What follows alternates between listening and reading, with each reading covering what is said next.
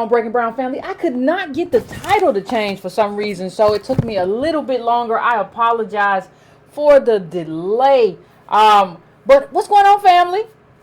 How's everybody doing? We're coming here as we do every Monday and Wednesday to talk about black politics, black news, the news of the day, and all of that sort of thing. So we have to have a conversation today. Happy Monday, everybody. Happy Monday. Get your libations. What's going on? What's going on, Mr. Powell? What's going up? Darlene. What's going on, Todd? What's going on, everybody? It's Black Politics time. Y'all excited? So I'm going to get to the point. If you want to make a donation, go to donatebrown.com. You can also go to patreon.com/ycarnell. Please like. Please subscribe. Please also hit the button. Hit that little bell, the thing that looks like a bell, so that you can get notifications when we're on, and make sure you set them up. Notify me always, sometimes, whatever. You can also go to subscribetobrown.com. It won't cost you anything to go there and just subscribe to the channel, so that you just add yourself to my mailing list, so that I have access to you, and I can reach you if I need to, just in case the channel gets snatched down or whatever the case may be. I appreciate you. But we got a couple of things we got to talk about today. And the first thing I want to talk about is, you know who your boy is, right? You know who Kanye is, right? What does he call himself? Yeezy, Kanye, whatever. I don't really, it don't really make me know, never mind. But he is and has been in the news leading up to this album release, or new shoes, or Yeezy shoes, or whatever you're talking about. And so we have to talk about, there's been so much nonsense in such a short amount of time that we don't have any choice but the fact that we just got to address it. There's nothing else we can do. We can't just leave it there. Like, you can't use our politics to benefit yourself and your music. You cannot dilute our politics to kind of benefit yourself and your music. Now, he came out, I think this is probably the image that probably infuriated most people. So I'm going to just put this one up right here. With the Make America Great Again hat.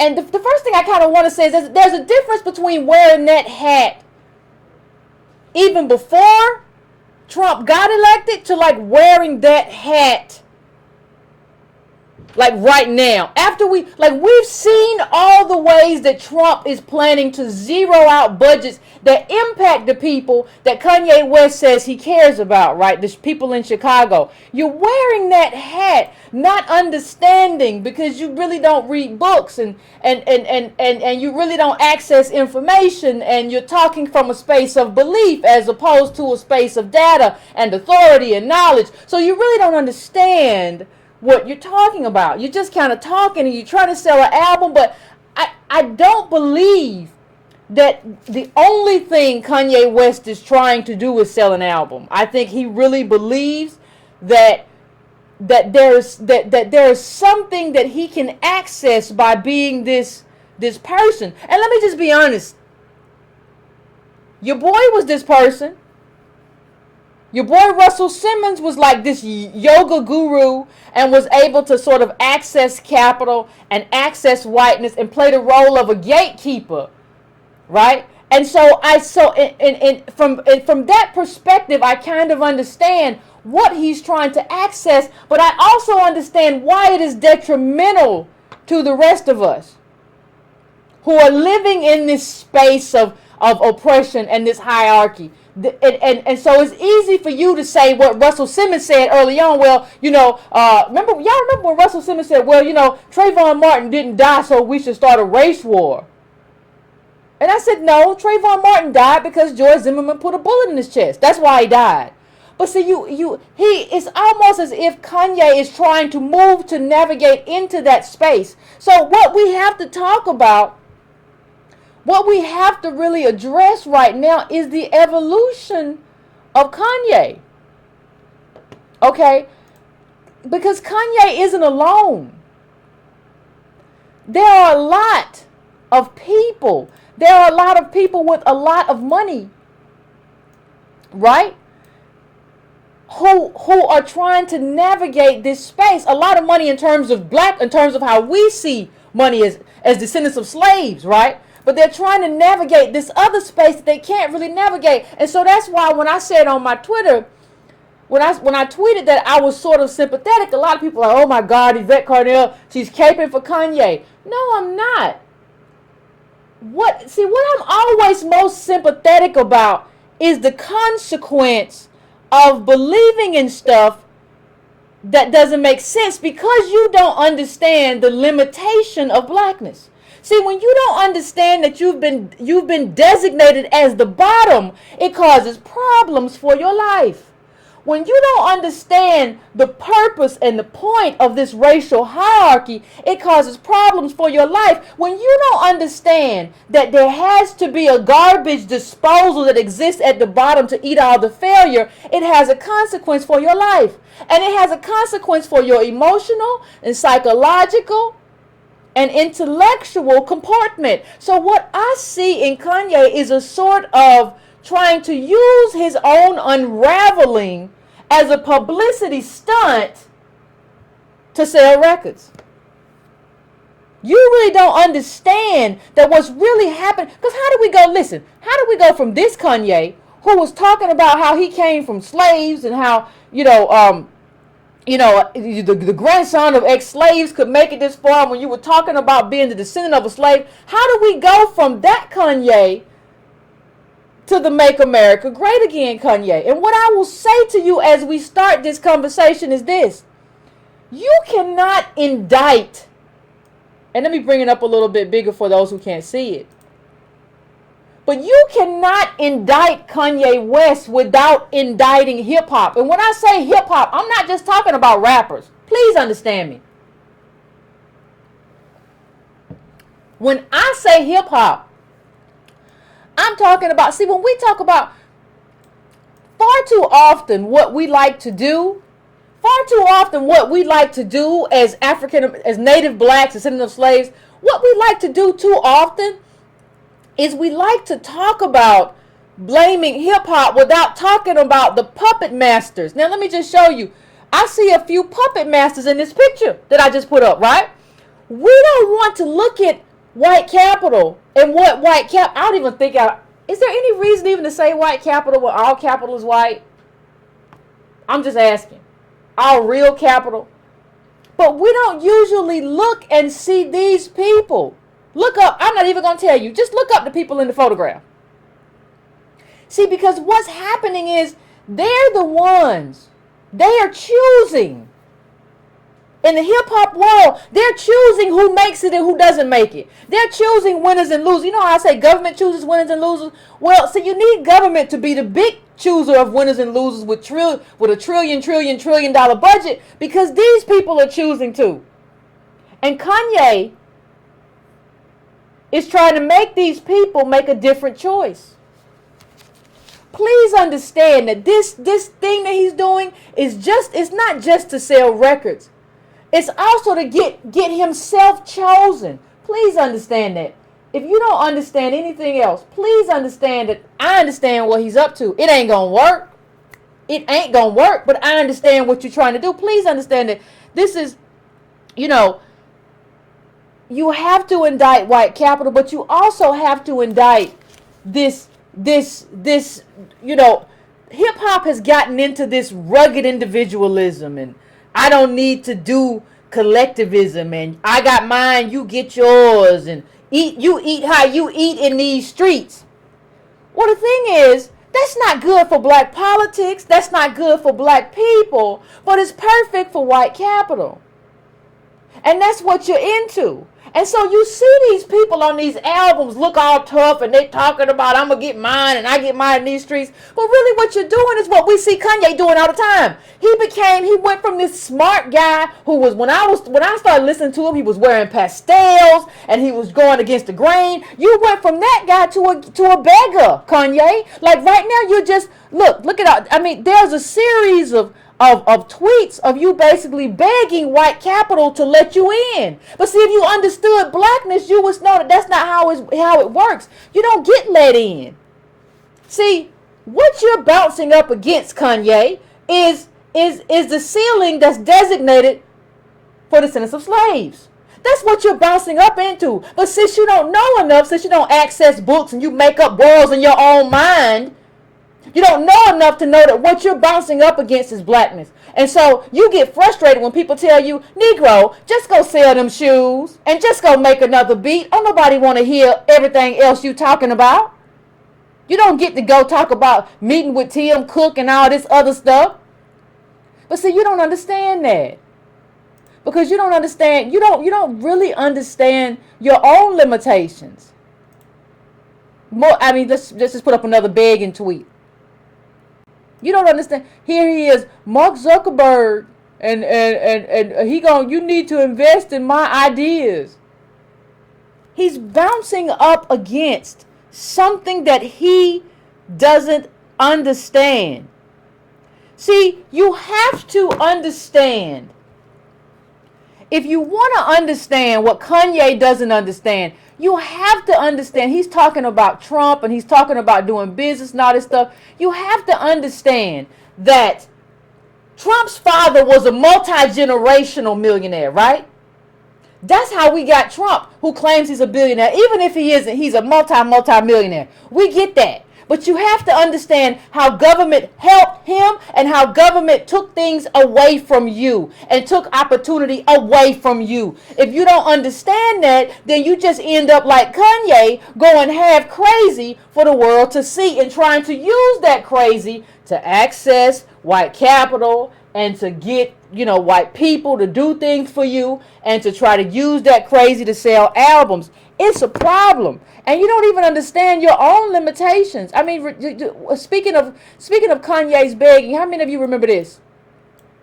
How many of you all remember when Kanye tried to sell IKEA beds by drawing a little scribbly picture? Now, I don't know what that was supposed to mean. I don't know what that was supposed to be. But I remember what happened after that. They trolled him. IKEA made fun of him and basically said, we could make you famous, Kanye, because this is not a design. These are just little scribbly scribbles. Can y'all go get your boy? Can y'all go get your boy and tell him what this is versus what he thinks this is? This is not a sign of genius. This is a sign of you scribbling on paper. I can draw a bed too. I can draw a bed. Right now while we talking, I can draw a bed too. Here we go. That's just a pillow. Look at this little thing. Like, okay, ain't that a bed? Ain't that what are you doing, Kanye? Besides making a fool out of yourself. You can't make up your own world, a world in which race is not a thing, a world in which race don't exist. And it's not a functional. You're not a functional person. And you don't understand, because you don't understand race, you don't understand your own limitations. So it's even hard to kind of address everything that you don't understand about your limitations. See, if you understood your limitations, what you would do is when you came out and you said that line, yeah, and the white man gets paid off for all of that, you understood. But you went from talking truth about white capital to begging white capital. And you're trying to tell us it's some kind of love transformation. No, it's not. It's just a man who doesn't know enough to understand what it means to be black in America. So what we see is his unraveling for all the world to see. For all the world to see. Now let me just say something else. Kanye tried to tell us the truth. One thing I will give Kanye is that one of the things that made him so important is that he's been very honest about his life and his struggle. People try to say, no, that wasn't true. He was just saying something, Yvette. Now, when Kanye said this, when he said that he was $53 million in personal debt, I don't care what Kim said. He was telling the truth. I don't care what your video game said, because they also said that y'all keep separate accounts, Kim. So he was talking about the limitations of being a person who has a lot of ideas, but you can't make those ideas happen because you bump up against a wall, and that wall that you keep bumping up against is blackness, because you are part of a designated bottom. You see, when you are part of a designated bottom, let me explain what that means for people who don't understand. Kanye, if you're watching, bless your heart, you don't understand. When you are part, see, what Kanye wants to do, he wants to be a mover, right? I understand that. I might be someone writing literature or something if I wasn't a Negro. And I need to advocate for what I need to advocate for. But see, what Kanye doesn't understand is that Kanye wants to be a driver of industry. Right? He wants to be industry. But see, right now he's marketing the Adidas. But see, the person who's marketing the Adidas isn't the Adidas company. It's not the distribution. It's not the logistics. It's not the factory. It's not any of that stuff. It's not industry. Kanye is not industry. He may get the designer shoe at best. He may get to design a shoe and promote the shoe. That's it. But that's your only job, Kanye. That's the limitation of blackness. And you coming out here saying you love Trump don't change anything about the limitation of who you are because you come from slaves. It does not change that. And you creating an imaginary world that exists only in your own mind does not change anything. But I'm going to say something. Y'all worried about Kanye. What you gonna have to do going forward, you gonna have to worry about the Kanye in your own house, in your own family. Because a lot of people are gonna start to go crazy. People are not prepared to deal with the kind of failure that they have baked in. And you're gonna see that failure more because they got all these budget cuts. So you have money that was kind of undergirding the failure that was baked in a little bit. Maybe some food stamps, maybe a little Section 8. And they're snatching that away. So people are going to start to grasp for all kind of stuff that don't make sense. So forget about Kanye for a minute, and I want you to start to think about how you are going to deal with the Kanyes in your own family, because they coming. They coming. I mean, and here's the thing I appreciate about Kanye. Kanye said on the Breakfast Club, he told Charlamagne, and he said it to Sway too, he spoke of his own powerlessness. He understands that, yeah, I got money, but I ain't got money. And all money, I've said this on the show many a times, all money ain't the same.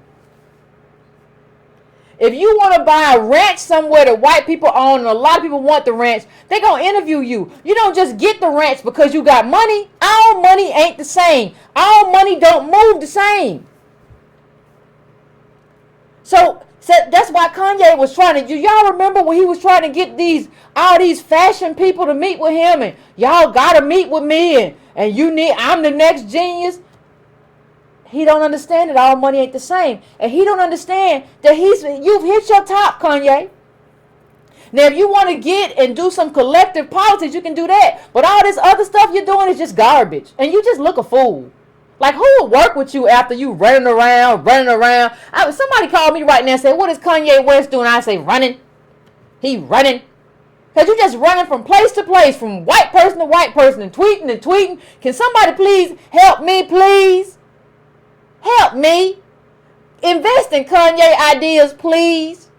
You went from this guy who was like really kind of speaking truth and hip-hop, and that's what hip-hop was supposed to be, to this little character that's running around begging the worst of white people and the worst of white capital in terms of like what these industries are responsible for. You went from like this guy to like this guy.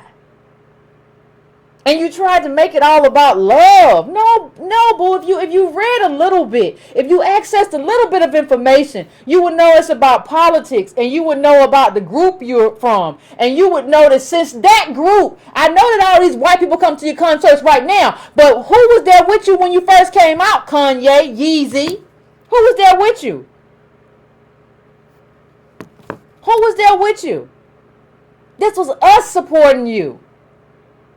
And you can't support Trump when you look at his budget recommendations for Chicago and then say, I love Chicago. No.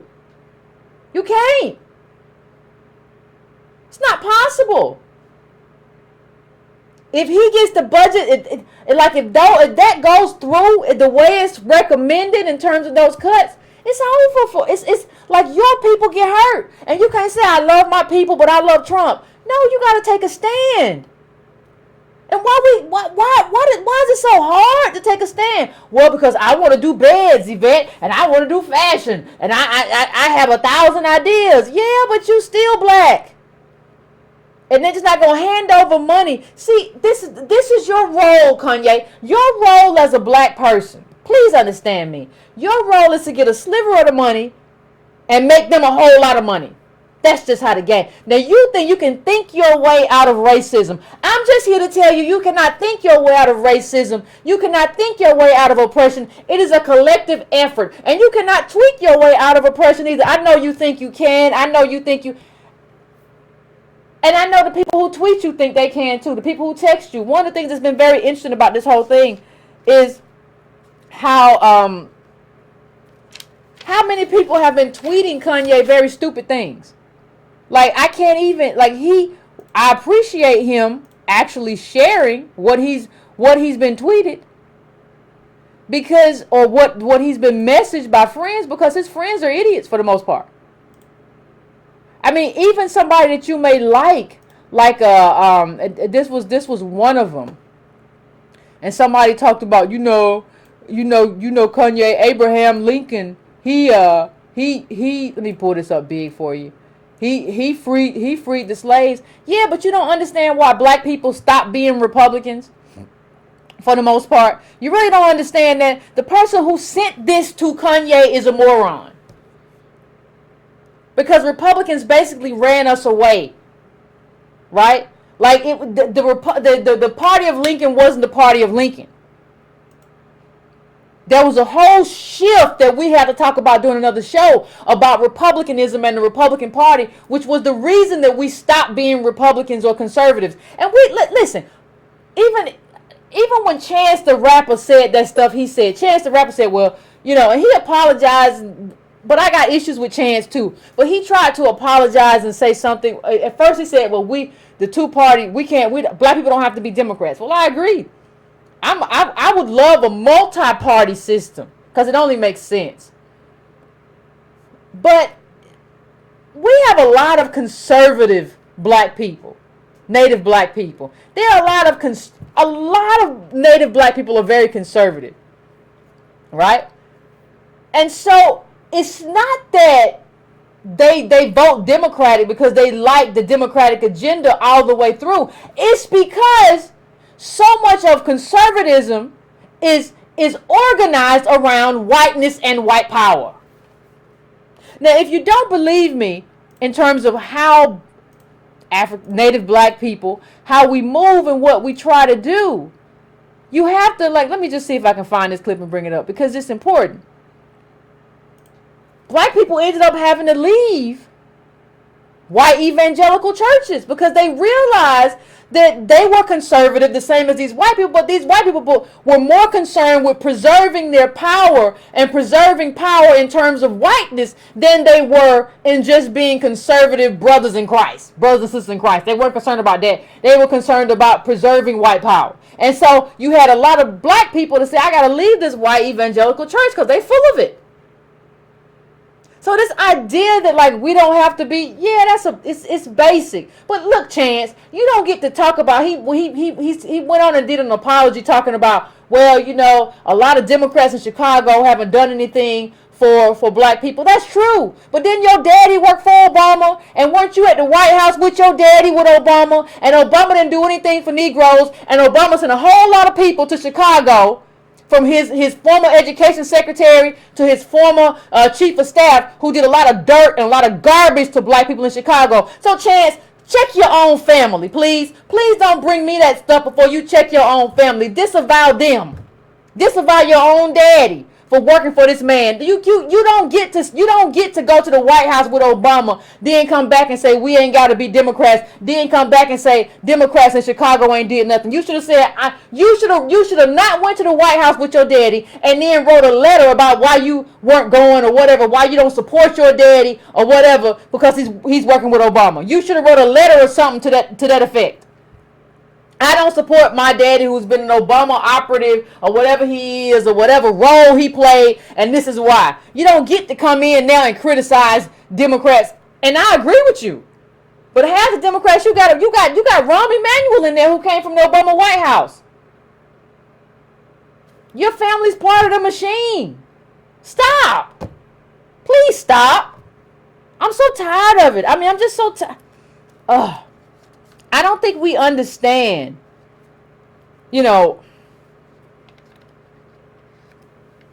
don't think people like Kanye understand race and understand the limitations of race and how, because of those limitations, how they should be involved in race and what their involvement should look like. See, you've created this world where, like, you can say nice things about, what's the other one?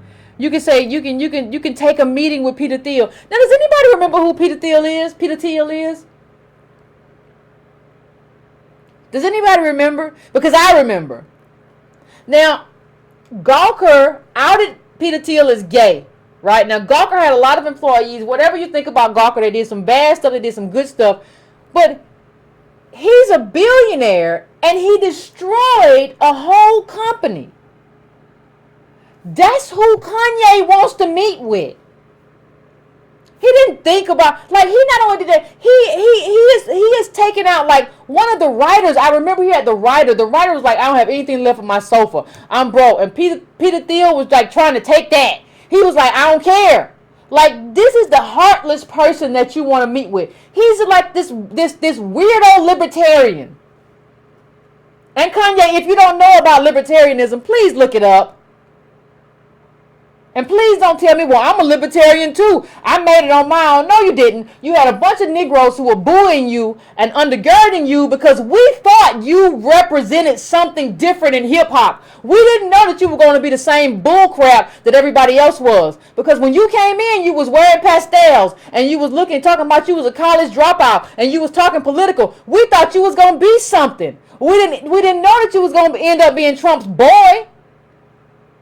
You're not a man. You don't think for yourself. You don't move for yourself. Don't call yourself that. So now you're support. Listen, a libertarian like Peter Thiel would not even support the Civil Rights Act or the Voting Rights Act, and that's who you want to meet with. That's who you're elevating because you want to draw beds for IKEA. You're not even good at it, Kanye. Has nobody in your circle told you that you're not good at a lot of stuff you think you're good at? You got to be honest with these people. Be honest with these people. You ain't good at designing beds. That was just scribble what I saw. I can scribble that right. I just scribbled that right here. I think my bed look better than your bed. You inspired by what, Kanye? So I think because we don't understand race, and because we don't understand, people like Kanye don't understand how race has summarily locked us out. I think I think he has a problem. I don't think it's just, it is, he is using these weird rants to, like, sell his album and his shoes and whatever nonsense he has coming out. But it's not just that. I think Kanye has his own set of problems and beliefs, right? You know, when you tell, like I said, I appreciate the honesty. I do. Because most rappers don't have nothing and they don't say nothing. But you cannot will away. See, this is the same kind of, when I talk about do for selfers, it's the same kind of thing. See, what you don't understand, even when I talk about do for selfers, you don't understand. Let me bring this up a little bit bigger for you. How lynching was used by whites to destroy competition from blacks. See, what Kanye doesn't understand, and what a lot of people don't understand, there's nothing that, we can necessarily do about what people don't understand. What you don't understand is that you don't understand how wealth in America works. America is right now on the decline.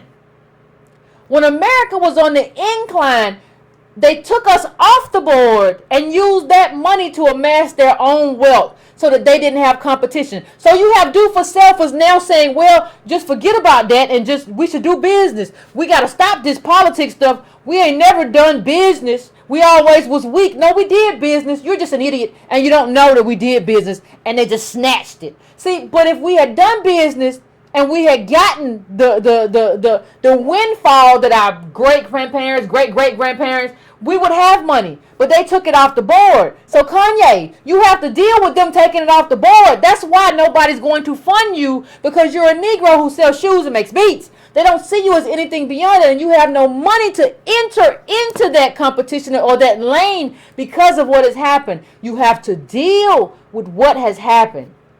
You have to. You got Kanye in this room. Understand something.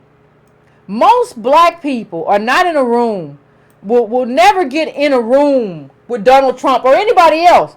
But when Kanye's narcissistic self gets into that room, instead of trying to advocate for us, he advocates for himself and for him getting the deal and for his album, as opposed to advocating for us. See, listen, one of the things that I have always said is that what you need when you get in the room is somebody who is going to advocate for our community.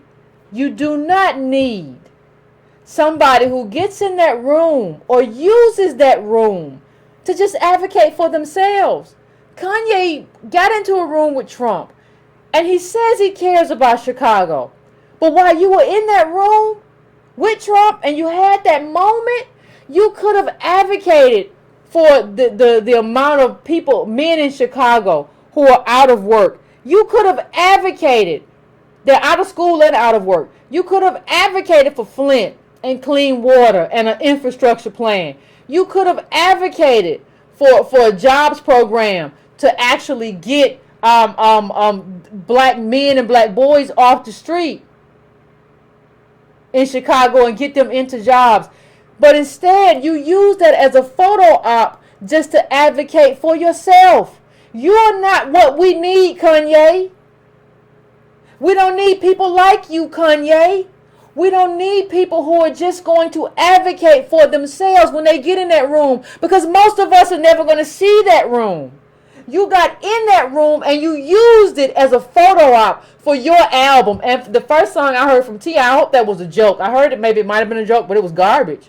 It was garbage. I heard T.I. trying to keep up and say stuff, but Kanye was offbeat and erratic. It was weird. But we don't need you, Kanye. When you came in, I remember when you came in. We thought you were going to be something good and something that we need. But what I'm seeing right now is the world, I can't say the word, but black people don't need Kanye. If you're going to be this person, we need you to go away. And it doesn't matter. Somebody was like, well, Yvette, nobody can advocate nothing. Listen, when you get in a room with power, you take your shot. It don't matter. You take your shot regardless. If you come out and it don't work and Trump didn't buy into what you said, okay, but you took your shot, and you took your shot on behalf of the community. That's what you do. You take your shot. Take your shot. We all are supposed to take that shot. If we get access to any kind of power, not only are we supposed to organize around ourselves and our agendas on the ground, we're supposed to take our shot. When you get in that room, you take your shot. If that person doesn't listen to you or whatever, you make the most convincing case that you make. But what you don't do is just use that one shot for your own self and your own enrichment. That's not what we need. That's not what we need. And Kanye is not what we need. That's not. I don't know how else to say it to you. I don't know why some people in the chat seem upset. I don't understand. I don't understand it. Like, listen. You never got the opportunity. Your people never got the, like, in order for you to be able to do what you're trying to do, your people would have got, and I mean your ancestors, the opportunity to build wealth. You don't do it with this like I love everybody nonsense. You can't make up something and force racism away or force your own limitation away. And you loving people who have designated you as a bottom, like, doesn't force that away. Like, I just don't understand. And I don't understand the people who are in the comments of, like, Ebro's show, who are saying, you just don't understand, Kanye's a genius. Maybe for other segments of the population, but for descendants of slaves, he's not a genius. You can't. You validated Trump after he proposed after Ben Carson it has proposed tripling the HUD subsidies, in terms of, I mean, not the subsidies and the rent in terms of what people have to pay, after they proposed zeroing out all these community budgets and stuff like that, things that undergird black life because we come from slaves. You don't come after that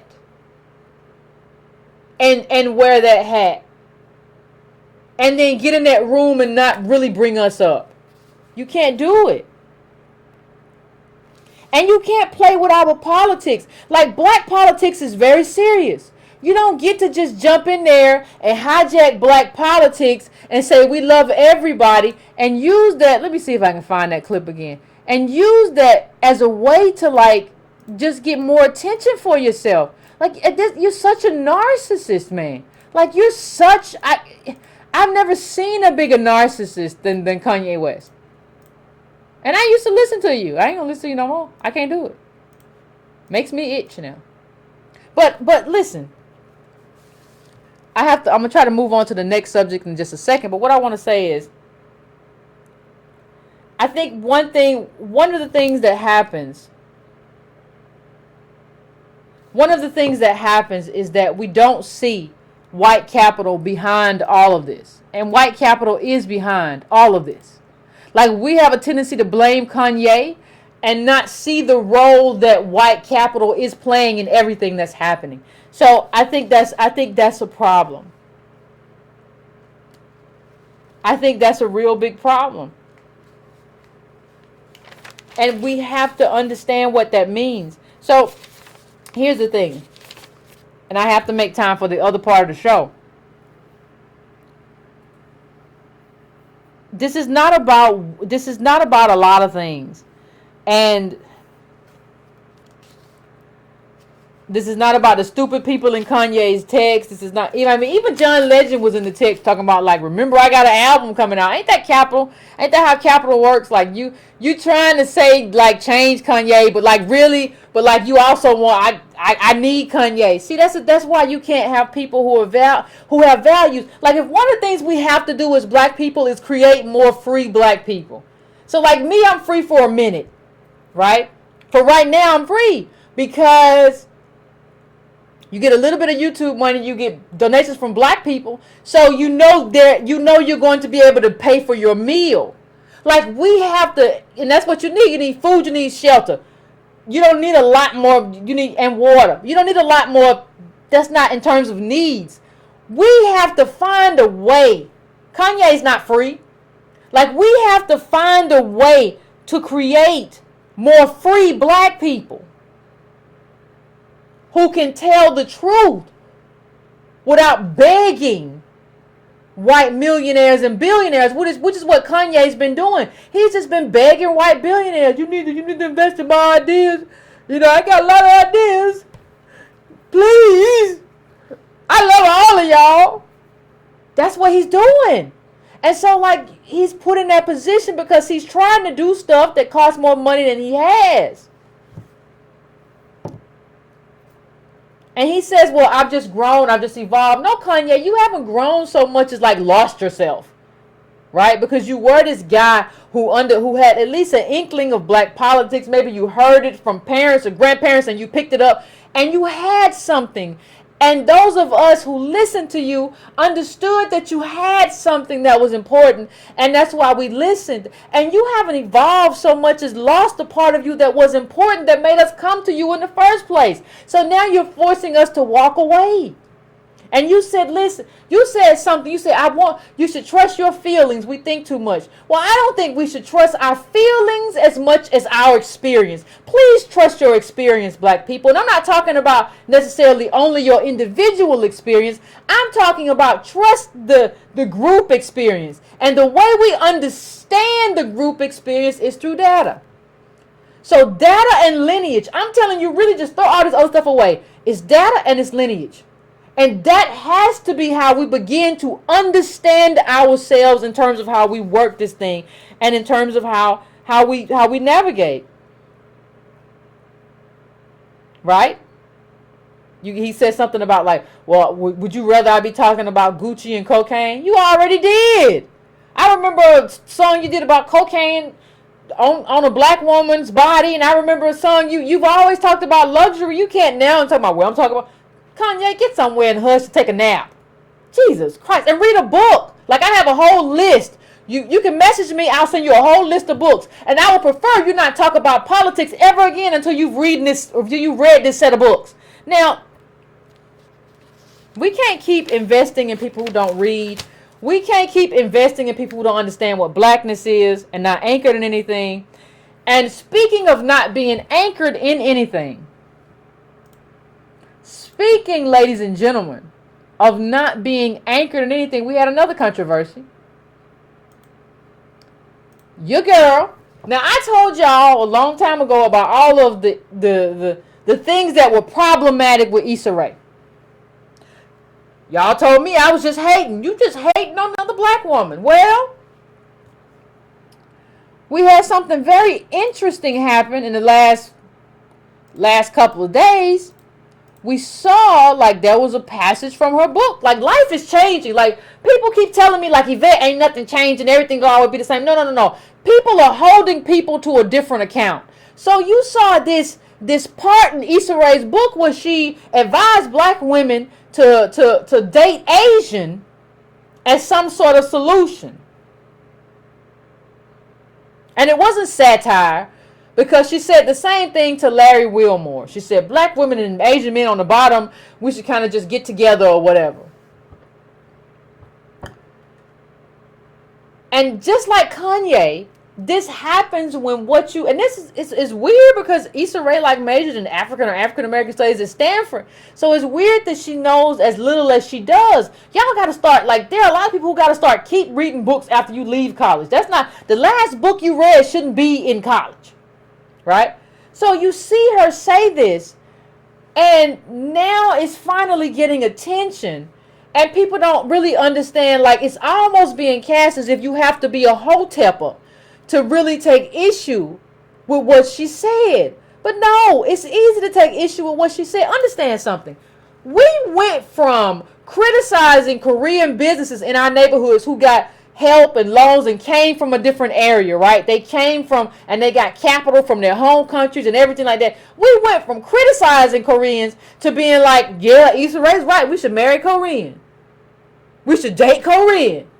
Like, understand, like sometimes we don't understand the transition that has been made in terms of how we view and how we misunderstand blackness.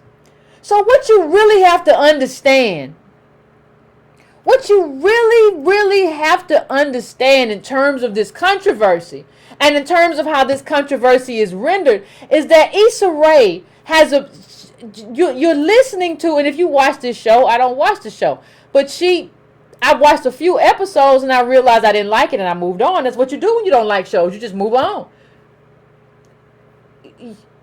She doesn't understand blackness. And this is what I mean. The elephant in the room, see, what we like to do is have these relationship shows. We like to have these black soap operas, I like to call them, right? So you want to have this black soap opera about everything that happens. And you want to say, I haven't been able to find a good black man. And if you go to Match.com, they tell you that nobody's looking for black people. And you don't really ever address the elephant in the room. Well, Yvette, what's the elephant in the room? Well, here's the elephant in the room.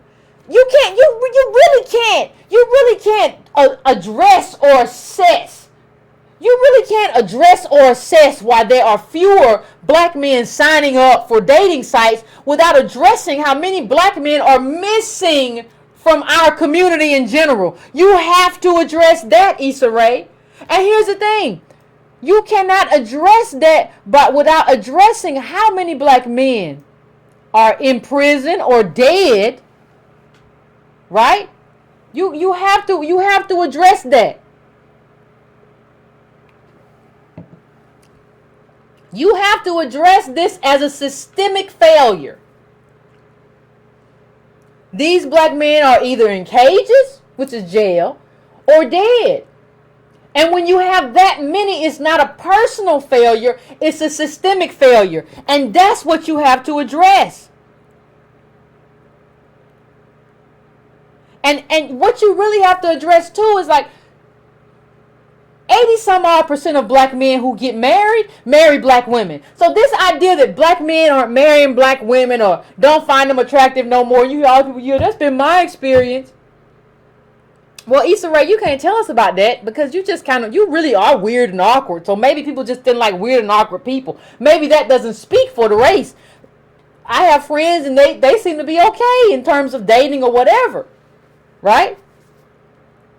So I really don't understand how you even make that our issue.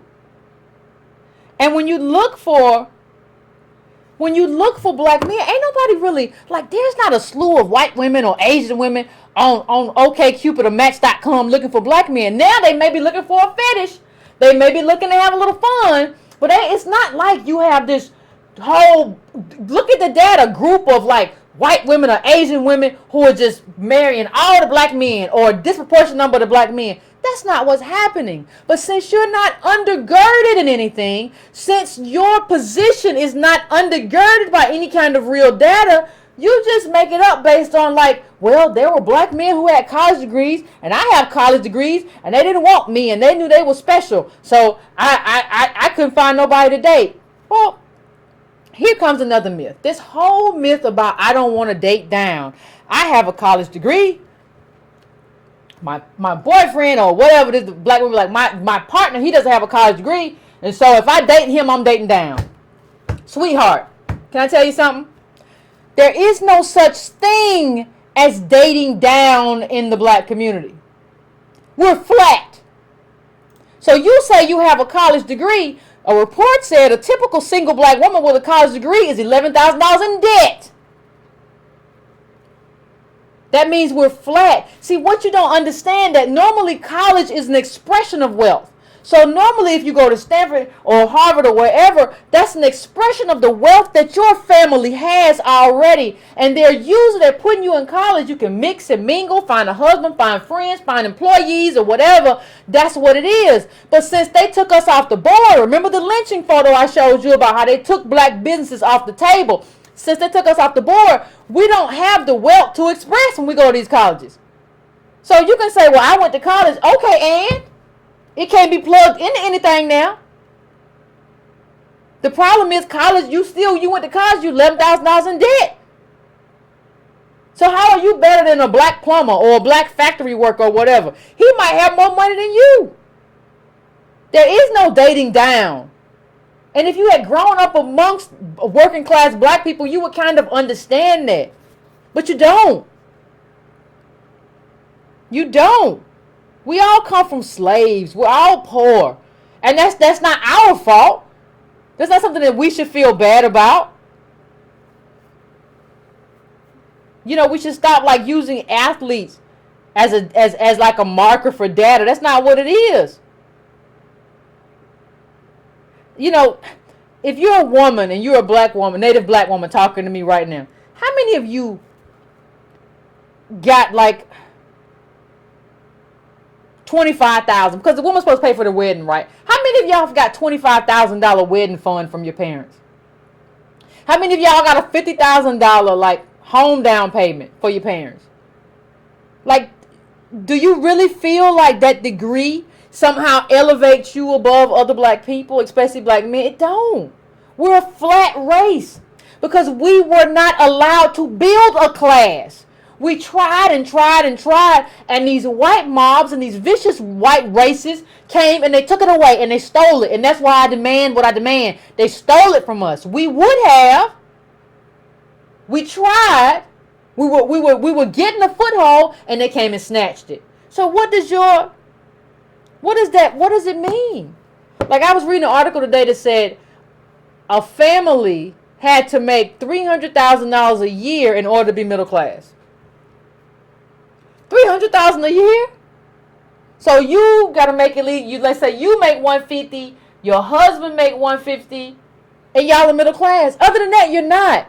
So that means you're poor. Cause ain't no under middle class but poor. You're poor. You're lower middle class. You're poor. We're all working class poor as black people. And there's nothing that we did. We got designated as a bottom from slavery on. Slavery, Reconstruction, Jim Crow, all of that. We got designated as the bottom by the racial hierarchy in this country, which is garbage. And I've talked about how races have come before. But you have to understand what blackness means based on how they designated it. You have to understand that. And if you're not anchored in that information, I don't know what you have to tell us, and I don't even know why you have a series. If you don't know enough to know like what this means, I don't know. How you gonna marry down when you $11,000 in debt? You know, if you all get the newsletter, those of you who get the newsletter know that there was I put an article in there about how the wealth that you have now is tied to your grandparents. And it's tied to what your grandparents were or were not able to bequeath. Right? And so, when you understand how important and how your grandparents determined the wealth that you have now, it makes it clearer for you to understand why you have nothing.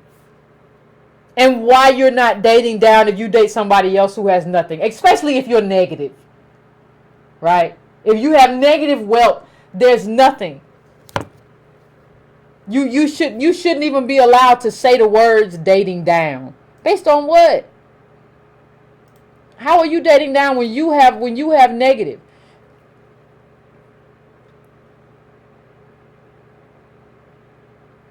And then you don't even need to make like $300,000 as a couple. If you are going to inherit like $400,000 or $1 million, you have to understand like white people are giving their kids stuff throughout life. These in vivo transfers. Wealth is intergenerational. Income is not. Wealth is intergenerational. So I have Issa Rae out here doing this show as like this projection of wealth and we're the new black LA, but this is what LA looks like. I don't know what you're doing, but this is what LA really looks like. In terms of the numbers. You right down there, you right down there with Mexicans. You've been here 400 years, you right down there with Mexicans. That has to be planned. You have to know that was part of the game. That was part of the con. But people like Kanye, people like Issa Rae, they don't get that. They don't know that. And before I go to the phones, please stop telling me one thing. Please stop telling me, well, this is just a show, Yvette. Just like y'all told me with the Black Panther. Well, this is just a show, Yvette. It's not that important. Understand that media is important. Media, go back and look at a few like Good Times episode and understand how they talked about poverty and blackness in America. Media is how we understand ourselves. It's how we are interpreted for the rest of the world.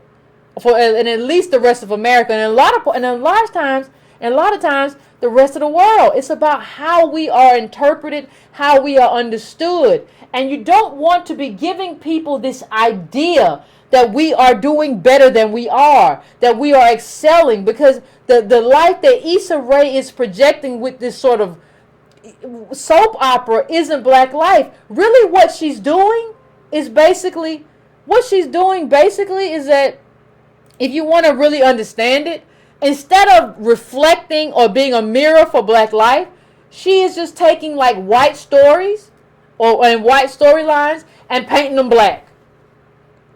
So it's basically like you can write for white people and be like, but I'm going to put black people in here. I'm going to get black actors. That's not black life. Like, I need to talk about this story. I need to talk about people who are living this life. And I need to hit, like, there was an article on Very Smart Brothers is it talking about, is the main black character, the boyfriend and on and off boyfriend, is he trash? Like, these are the kinds of articles that we have. And I would say, like, somebody said, well, he is trash. No, he's been written as trash. And it's Issa Rae's show. These people are driving this sort of weird division because they are weirdos.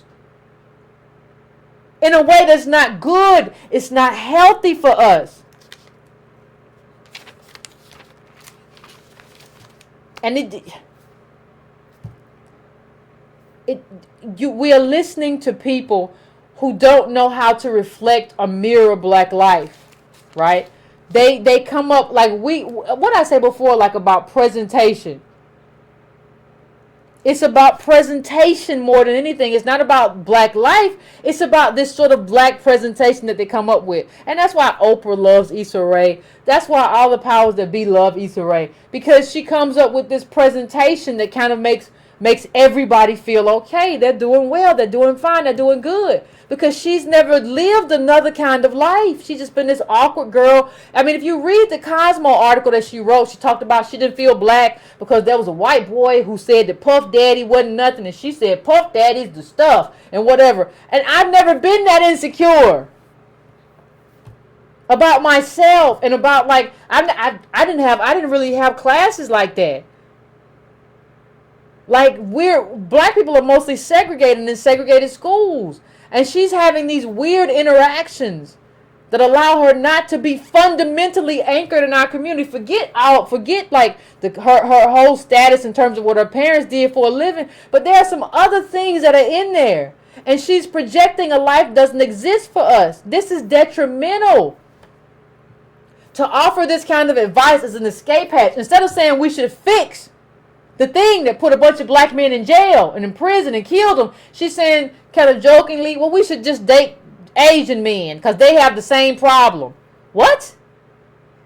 They do? Like 400 years of racial oppression in this country sustained against one group. Asian men have that problem since when? Asian men got chose. And let me just read a little bit about Issa Rae. As a child, Rae lived in Potomac, Maryland, where she grew up with things that aren't considered black, like swim team and street hockey and Passover dinners. I ain't never been to a Passover. With Jewish best friends. When she was in 6th grade, her family moved to the affluent View Park, Windsor Hills neighborhood of Los Angeles, where she attended a predominantly black middle school. And Potomac, Maryland is 75% white, 4% African American. That's who you listening to interpret blackness for you.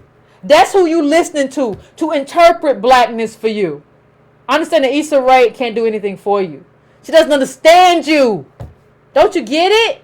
She's never lived our lives. She lived like this thing, this weird thing. And yes, it was a diary of an awkward black girl because you're awkward and you're weird. You lived a different white life with Jewish friends and Passover and all this stuff that none of us have access to. We need somebody who's going to talk about our poverty and who's going to talk about the systemic failures and who's going to talk about how we were put on the bottom. We don't need Issa Rae. And at this point, we don't need Kanye. We need something real and authentic. And so I'm going to get ready to go to the calls. I don't want to take too long. I want to go to the calls and get everybody set up. So give me like 2 minutes to get the call set up, and then I'll come back and we'll hear what you all have to say. Appreciate you.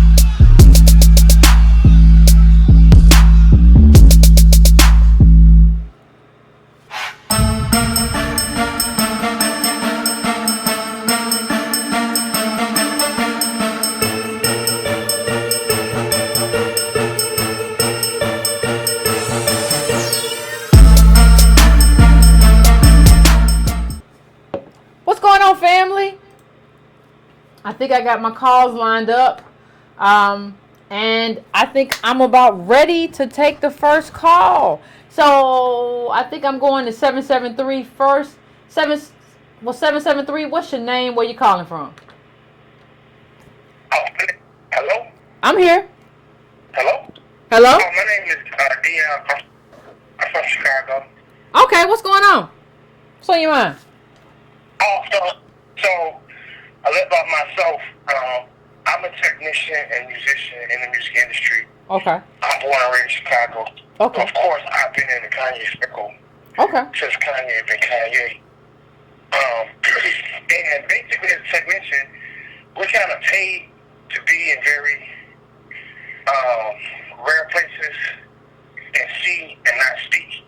So what I want to say is basically that we got to understand as black people that Hollywood came out of the era of slavery, the turn of the century, the 1900s. Okay. Kind of why Prince had to wavered across his face. So the contracting was essentially slavery. Louis Armstrong, he was controlled by the mob. Billie Holiday graduated from prostitution into the entertainment career. And prostitution is almost tongue in cheek as being passed around by different white dudes. And then you get gratuity at the end. So it's easy to call like a whole. But these were very controlled people. Same thing with Dionne Warwick. So the way we interact with entertainment, you pulled out of an environment where you're absolutely poor. You put in an environment where everybody looks completely different from you. Most of the people you entertain are not you. So anyone who advocates for you is not you. So when you see, well, how does a Donald Trump end up relating to a Kanye, it's because that's his everyday. His manager, his booking agent, his able exec. These are all people controlling you. And it's a circular system, so at any given time, any person who don't look like you can just say, you know, we're putting the plug on this whole thing.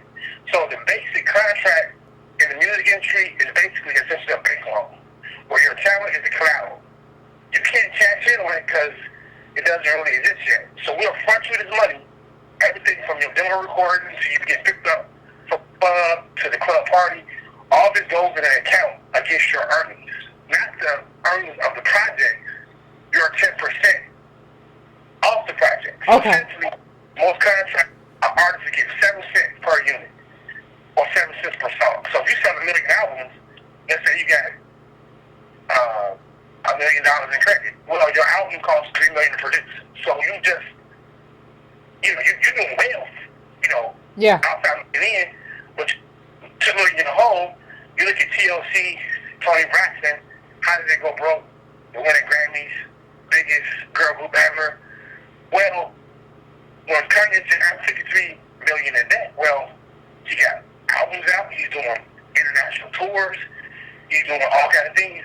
That's going into the account against his earnings. So you can have number one record and just be broke. So when you're always compromised, it's always going to be a problem. And further, I'm going to make this one last point, that this is what white America does in Hollywood. And all this comes from the minstrel show, the vaudeville circuit, Tin Pan Alley. They look for compromised, broken geniuses. Negroes, did you say that again? Broken geniuses. Broken geniuses. Woo! Everybody who makes it into Hollywood has been compromised. You look at Tiffany Haddish. Her life story makes you cry. It's a sad story. Yes, sir. Look at Jay-Z. It's a sad story. Everybody got a sad story. These people would do anything to survive. They did anything to survive. You look at 50 Cent. So at any given point, a person's already been compromised, can easily be compromised. That's with no nefarious activity. That's without them doing anything to you. Again, these cultures come from the mob culture, the Jewish mob, the Italian mob, Hollywood. So these people are willing to do anything to protect the commodity, which is you. I agree. So how does the Donald Trump manipulate or be in contact with Kanye? Kanye's highly compromised. Donald Trump's from that old school. So that's my contribution. No, thank you. I appreciate you. I appreciate you, caller. Thank you for calling in. That was an interesting commentary. These people are broken, and they know how to pick them. They know you have mental issues, or they know you have other issues, and that's how they pick you. I'm going to the next call, 310. What's going on? What's going on, Tone? What up, man? I wanted to get to this Issa Rae. I did a video. It's up on my channel. Check it out. My own commentary. But I just wanted to kind of let's go back to the actual quote, because I know you were getting towards the end of the show. And let's just share a little bit of that, because I think that black women should be offended as much as black men. I don't see how you're not. One of the things before I read the quote that I think is we're having a problem with is this lady is cynical. These Americans. That's how she defines herself on her wiki. That's how she really is grounded. So, like, the gamesmanship is to basically say, I have the problem of African American women when you're really Senegalese American. They're not the same. I don't even understand how y'all don't know that. You're watching a show about a Senegalese lady. So, like, what do I mean? We're talking about marriage. Let's just look at Nigerians. Because Senegalese don't have a large group here. You're presuming they have problems marrying like you do. And they don't. Like, one thing that I saw and quickly just quoted it up was like 47% are married by like 19 and 20. Like, their marriage rate is way higher than the African American marriage rate. So you have a lady grounded in another experience telling you about your struggle. Hold on. You have a lady that's grounded in a whole nother experience that's privileged telling you about your struggle.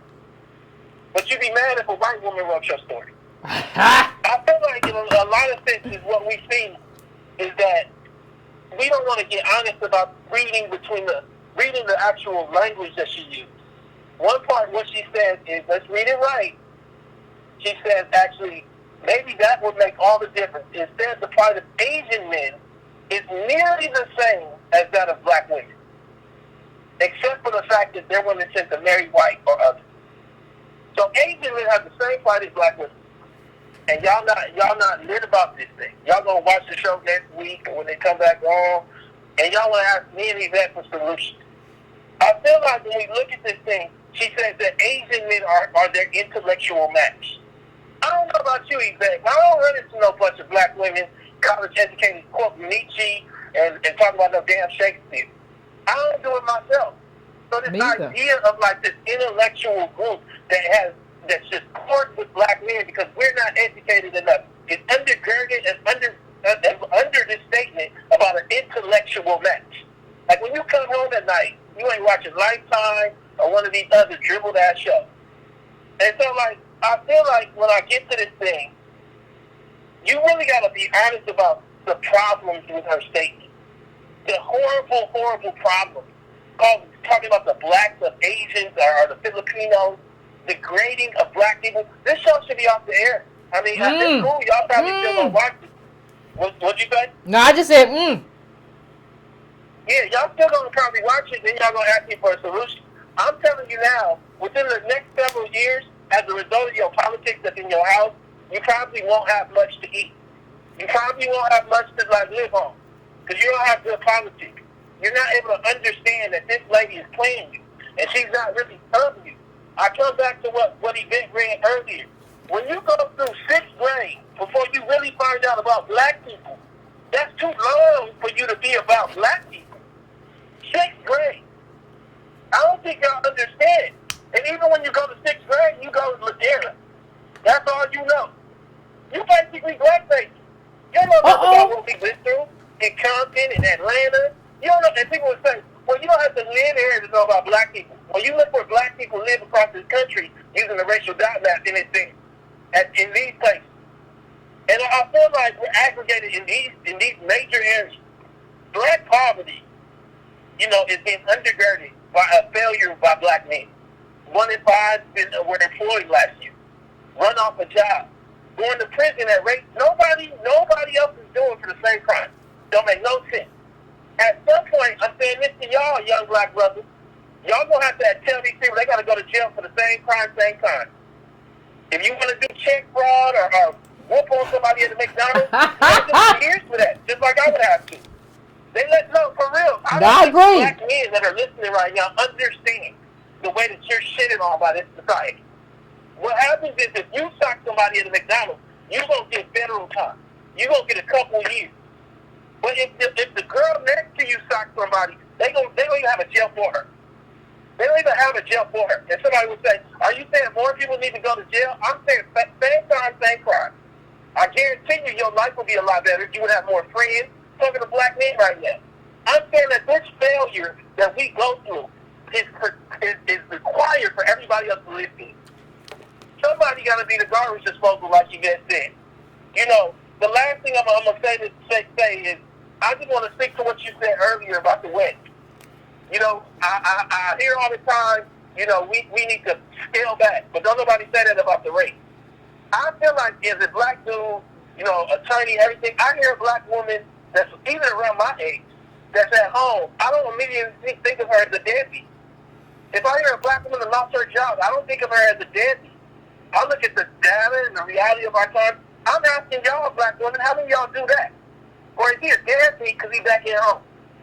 The reality is, if you ain't got that 25 for a wedding, I hope somebody don't make you feel like shit. Because nobody has the 25. And that's not a lot of money. Nobody. So everybody got judgment, but don't nobody have the basic wealth to undergird their own judgment. That's all I wanted to say. Appreciate you, Tone. Appreciate you, Carl, as always. Appreciate you. I just want to say, ladies and gentlemen, I have never punched a mother at a McDonald's. I have never done it, and I never would unless I was being attacked. I do not agree with violent aggression. I do believe in self-defense, though, ladies and gentlemen. Yeah, I mean, that's something that we have to talk about. Like, it's Tone came through as usual. As is part of the case for what we do here, Tone usually comes through. I'm going to go to the next caller. The next caller is 202. 202, I'm coming to you. Coming to you, 202. I think I know who this is. What's going on? Hey, what's going on? What it is? What's going on, Alexander? We talking about Kanye. Y'all can't be talking about Mr. West now. He a Kardashian now. Y'all can't be Is he? Yeezy. Somebody tweet him this, please. Somebody tweet him this. I will read him a new one. You can end the show off, Kanye. Oh, my God. All right, so, note to all black people who are in white spaces. Uh-oh. Whenever you see black people in white spaces, please know that they did not get there by helping black people. Let me say it again. When you see black people in white spaces, know that they did not get there by helping black people. In fact, the only way you get to a lot of those spaces is you got to share blackness, or at least the version of blackness that white people are uncomfortable with. Oh. And so you have to adopt a version of blackness that reinforces what white people already think about you. That's what they give awards for, Yvette. Grammys, Emmys, Oscars, all that stuff ain't nothing more than white people giving awards to black people for reinforcing what they already believe about them. You won't really see a black person winning any type of award who is acting outside of the context of what white people are thinking about them. Now, I think that in order to get a strong handle from the beginning and to make a great prediction about where black people, what their trajectory is going to look like. You mentioned a minute ago about, Kanye West presented to us one thing and he wound up in another arena. How do you predict that? Like, how do you know that a person is going to wind up like that so that you can stop them from getting to that space and subverting black politics? Well, one of the things you have to realize is that one of the commonalities that most of the black people who are in those spaces are peddling is this rugged individualism. So they're peddling this rugged individualism. They're suffering from do-for-self-itis and worshiping at the altar of bootstrapology. And so when you see that, you understand what their original intent and motives were. But the other thing you got to understand is you have to be able to identify that individualistic, driven type mindset from the beginning. For example, one of the ways you could have peeped out where Kanye was coming from is one of the quotes I found extraordinarily, and I mentioned it to you. In his little diatribe the other day, he went on a tangent, and he ended it by saying, "To be great is to be understood." Okay. I was amazed by that. And the reason why I was amazed by that quote, because it said to me, Kanye actually, he reads far beyond most people think. Now, most people don't know it that quick. He didn't attribute the quote to the person who it came from, but that quote came from Ralph Waldo Emerson, who is a transcendentalist who wrote a famous essay in 1841 entitled On Self-Reliance. And in that article, he peddled all the stuff, Yvette, that you actually are preaching against. This rugged individualism. And I found it very interesting somebody of Mr. West ilk would be quoting a transcendentalist. Now, for people who don't know what transcendentalism is the religious. It is essentially the religious version of capitalism.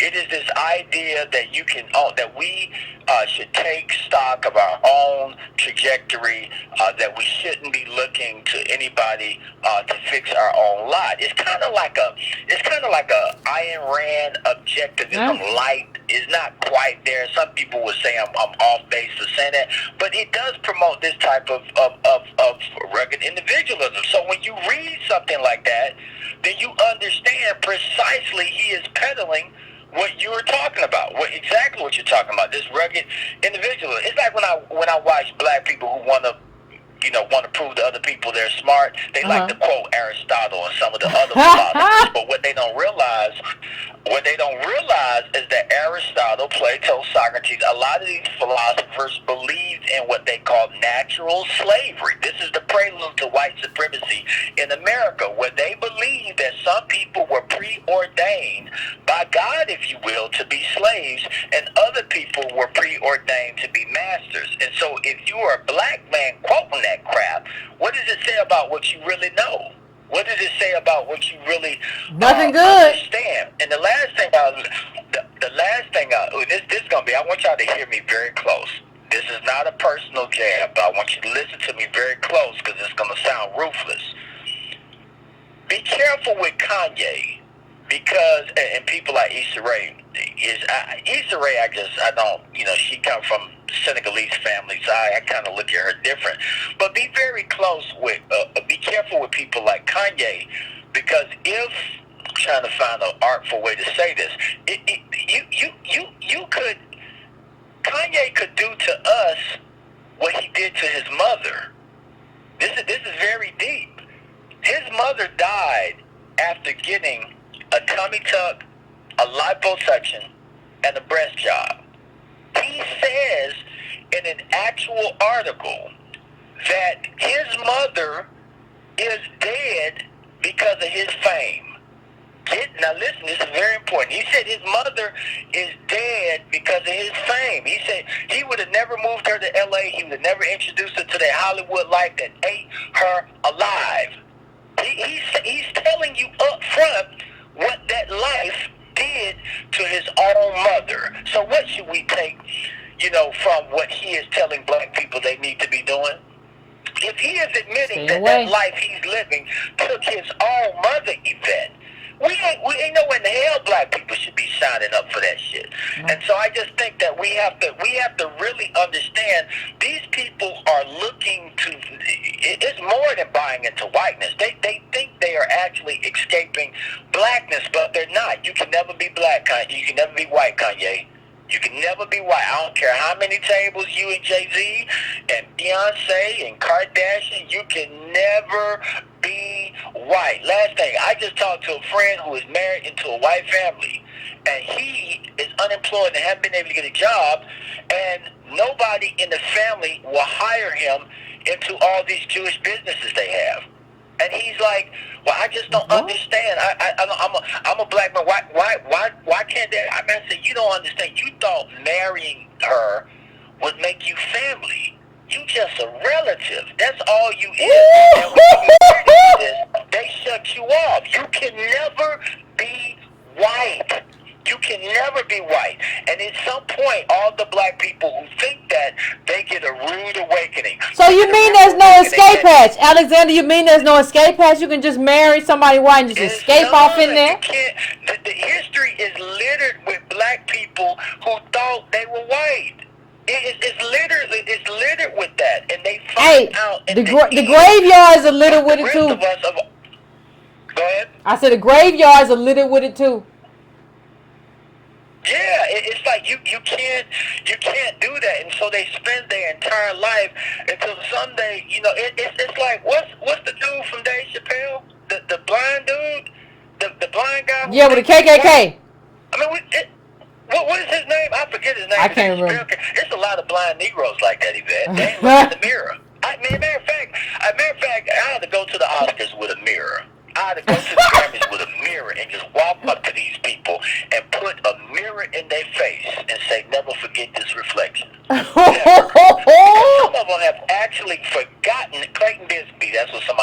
today. Somebody have actually forgotten that they're black.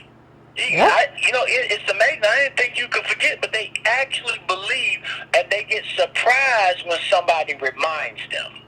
And Kanye about to get a rude awakening. Yeah, he is. About to get, when them Kardashians get through with him, when them Kardashians. Yeah, cause they ain't gonna keep keep putting up with this. They ain't gonna keep putting up with this. This got the end. They ain't gonna keep putting up with this nonsense. Yeah, Kanye West is a black man sandwiched between two reality shows. That's all he is. The Kardashians and the Trumps, and they're gonna eat him alive. So that's all I'll leave with you guys. Appreciate it.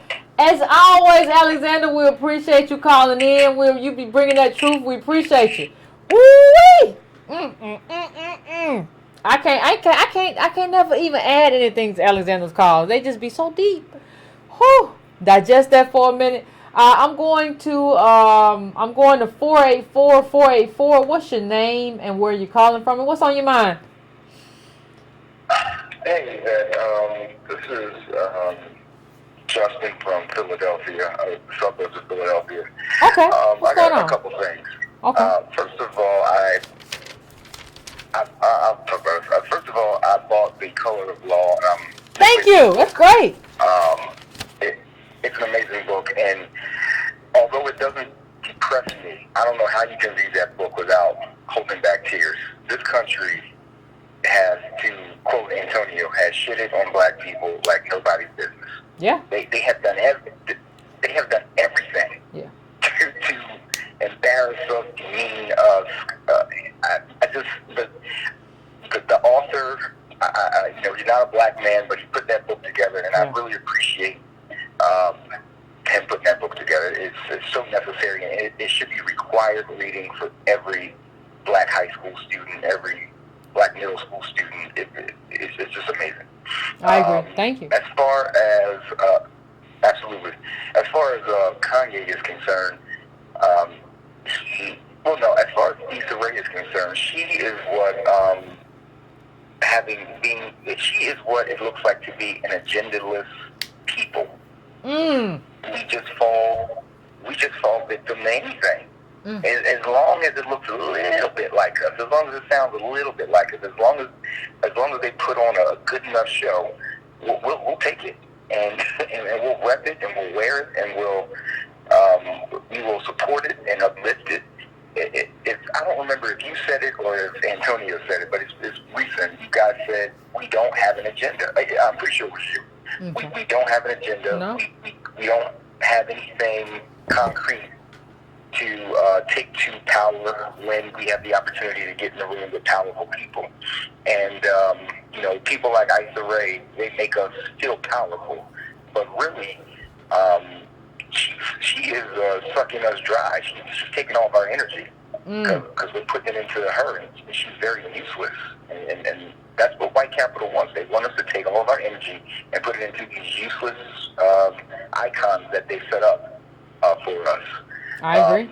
And as far as I'm sorry, go ahead. No, I said I agree. Go ahead. Finish your thought. I'm sorry. As far as Kanye is concerned, I mean, you're looking at somebody who, obviously we all know he tried to be pro-black and be political early on, but I think you see somebody who is tired, and he's kind of on his last stand. He's like, all right, well, let me just try to play along with these white people, and you see what it looks like to try to chase after white capital. You'll never catch up. You'll never beat them. You'll never get there. That was never the idea when they drug us over here 400 years ago. I just I appreciate you. Go ahead. No, I appreciate you calling, and I go ahead. I just want to say this last thing. I just want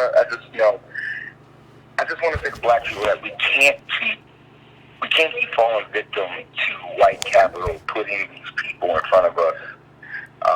They don't mean us well. They don't.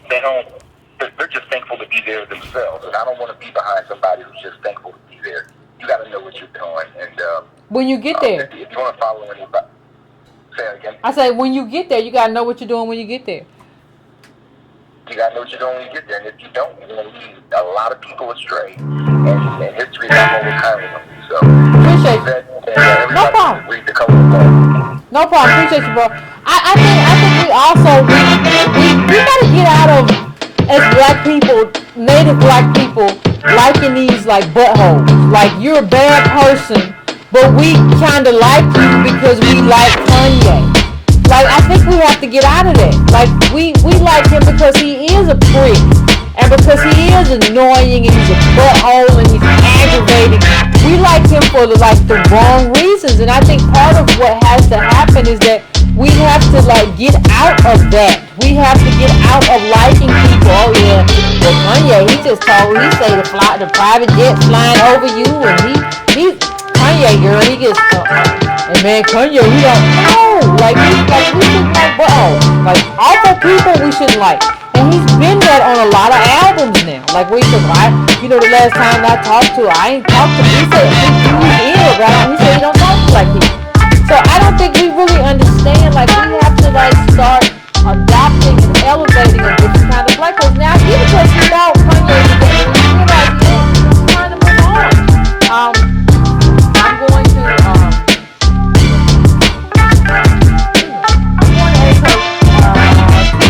what's your name and where you calling from? What's going on? Yeah, what's going on? Can you hear me? Okay.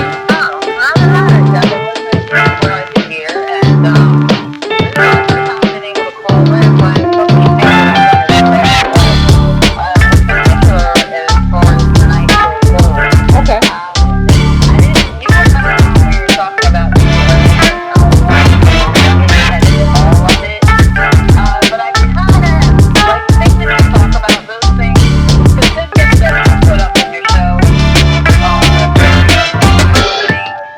As far as black people and the place that we are in this country, it's not something that was new to me. I always grew up knowing that poor, even though I didn't necessarily feel that we were poor. But the thing is, when you talk about certain things that, well, not necessarily what Kanye says, but Issa Rae, I don't know. I feel that even though she may have had a different experience, I feel like even me myself, growing up in Philadelphia, I did come from a two-parent household, right?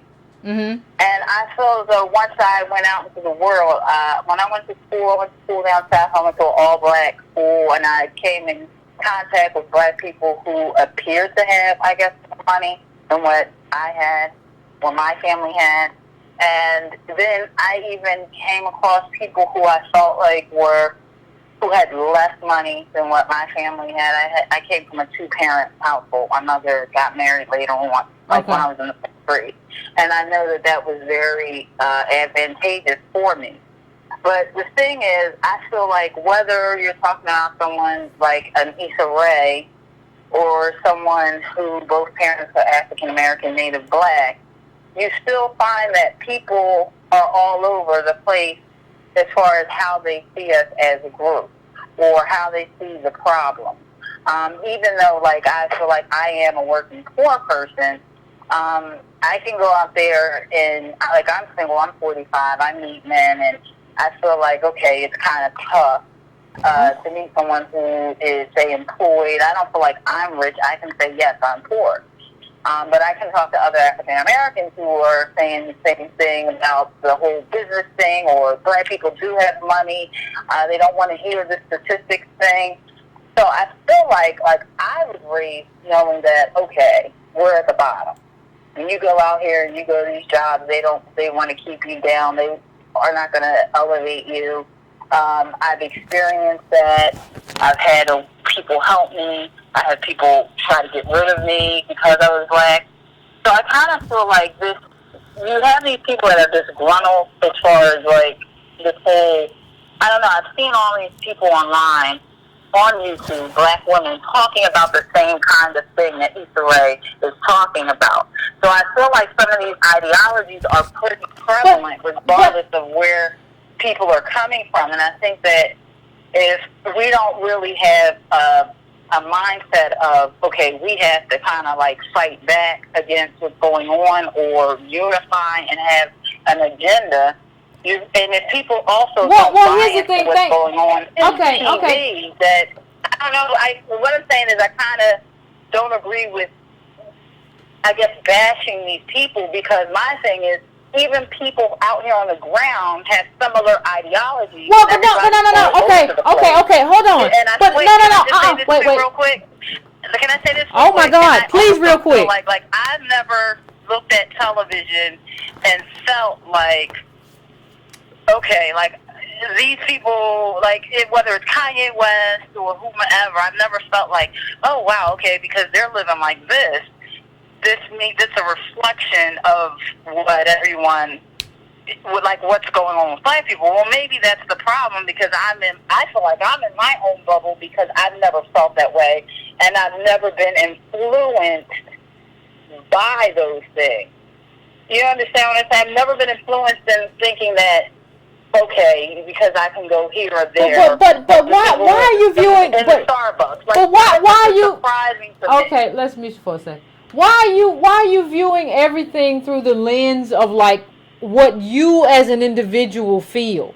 Like, see, part of the problem is that, like, you know, I may not feel the same thing. I had two parents, but most people didn't. Like a lot of black girls didn't, because of like mass incarceration. So I don't.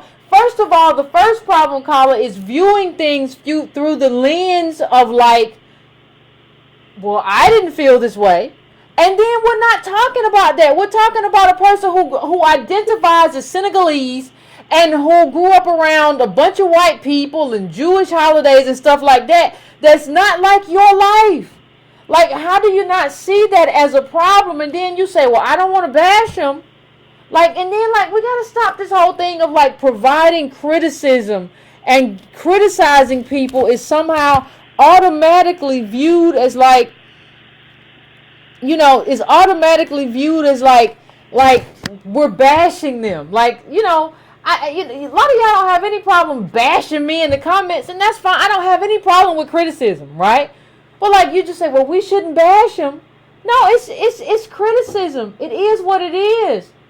Like, this is a person who is anchored not in us, but they're anchored in something else. And let me tell you something. I told you all long ago, be very careful of black people who view other Native black people as doormats. Obama used us as a doormat to the presidency. I believe that Issa Rae is using us as a doormat to something big in terms of being a movie maker or a writer or whatever. I don't think she is invested or anchored in us. You have to be much more careful than this. So, I want to thank you, caller. I appreciate you for calling in. And we'll talk again next time. I'm going to take the next caller. I'm going to 757. What's your name? Where you calling from? Hey, what's going on, Yvette? It's Odell calling from Virginia. Okay. What's up? Hey, well, I want to say, I'm going to quickly get on Issa Rae. I totally agree with you. She is weird, okay? I mean, it's just like getting dating advice from a nerd or something like that or whatever. She's weird. So, I mean, people, you know, getting advice from her what they should do as far as who they should marry and all of that. I mean, she's, her circumstances, where she comes from, just like you said, that kind of eliminates her from being a person we should be taking advice from. That's number one. Kanye West, all of that. When it comes to entertainers, just like your first caller said, a lot of entertainers, for the most part, they're compromised. They're compromised. Why? I don't understand how, because we didn't do this historically. This is not what black people did, but now we take entertainers and we put them in places. We elevate entertainers to be the people that kind of are leaders, to tell us what we should do. They're supposed to, I guess, relate to the Black American circumstances, whatever like that. So we put these people on pedestals when I honestly they don't belong, because they're compromised. Right? They literally, you know, the things that they say out their mouth can mess up their check, their bottom line. You know, when you're doing a concert and people are buying tickets, it's not specific to a particular group. Yeah. You know, so you have to watch what you say and how you say it, because at your next concert, it may not be sold out.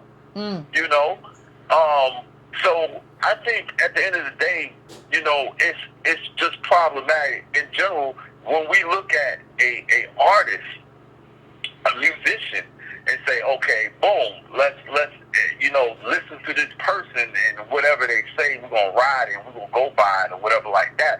It just doesn't make sense, because at the end of the day, when they speak, they have to watch how they speak, you know, what they say, because at the end of the day, it can affect their bottom line. I agree. You know? I agree. Thank you, Carla. Yeah, I appreciate that. I'm just, you know, I mean, I'm just kind of thrown off, because I mean, I'm gonna be honest with you. You know, whether a person agree or disagree with what you say, or agree or disagree with what Tone said, whatever. I mean, y'all have the makeup of a person that's supposed to be elevated. They're supposed to be elevated, whether you agree or disagree. You know, you're in a position where you're making a sacrifice, and at the end of the day, you know, who can truly really relate to the problem? You know, you can't take nobody. You can't take nobody that's in that position. That's just like a person that's at a job and they're working for their employer, and then they speak against the employer in some form of fashion and expect for their job to be secure. You know, that it just doesn't make sense.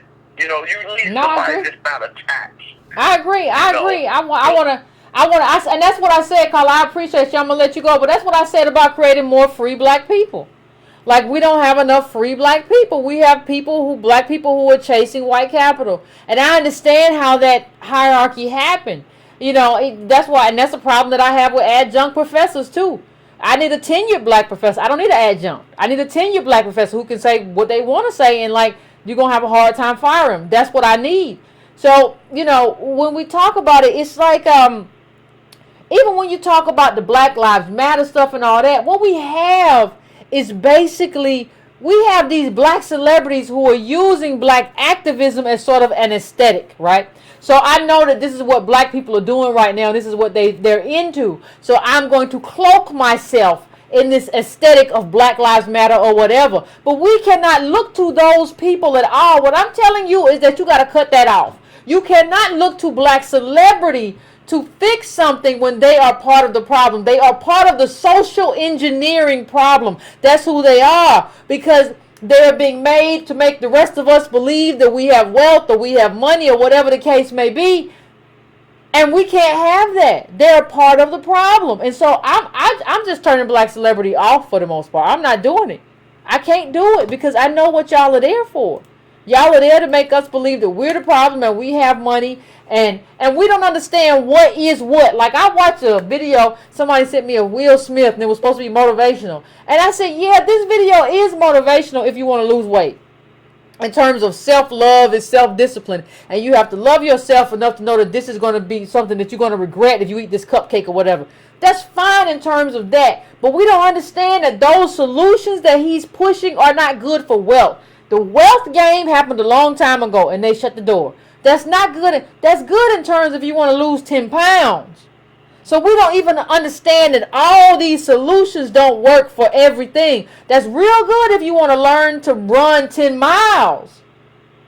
It's not good in terms of building wealth. All solutions aren't good for everything. And that's something that we have to digest, but we're not willing to digest a lot.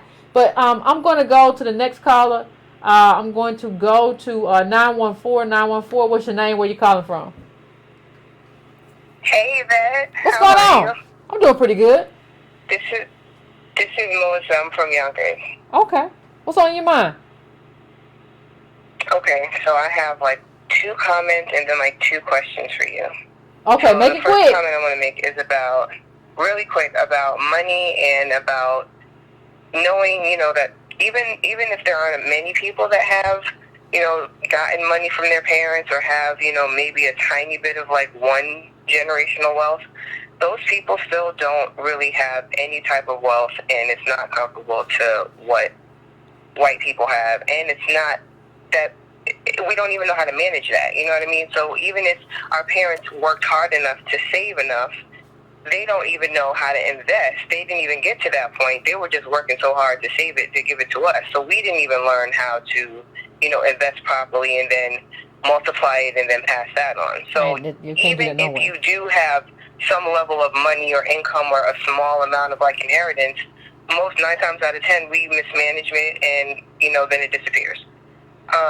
The one I want to ask you about is, if you think that celebrities are not people that you want to look to for like, guidance on, how to conduct your wealth and how to have a wealth position, is it more important to educate the general population that may be looking up to them, or is it more important to educate them because then they can actually be the example, and then the people that are looking up to them are looking up to somebody that actually knows what they're doing? Because again, like the first caller said, people that are in management and talent, they don't even know, even if they have money, they don't even know how to manage it, and they're blowing it on stupid things because the culture encourages that, and they're not smart enough to, elevate and do the right thing and be a better example. So which do you think is more important?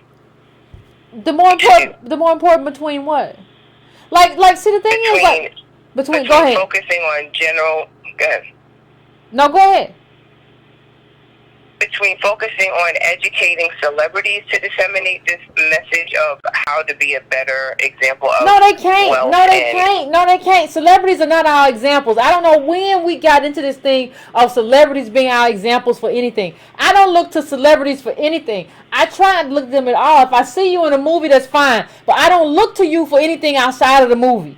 I don't look to you for anything. Celebrities cannot be that for us at all. Like, we have to understand that is not their role. They were never designed for that role. Like, we had Muhammad Ali, and he made sacrifices and did a lot of stuff. But that is not their role. And like, you have to understand, it's not even about education in terms of investing or whatever. It's not about not knowing how. It's about not having enough money. Like, investing is about scale, because if you make one big investment, what you're supposed to do is you're supposed to hedge that investment against other investments. So even if you lose, you don't really lose. So it's about scale and having enough cash on hand to really invest.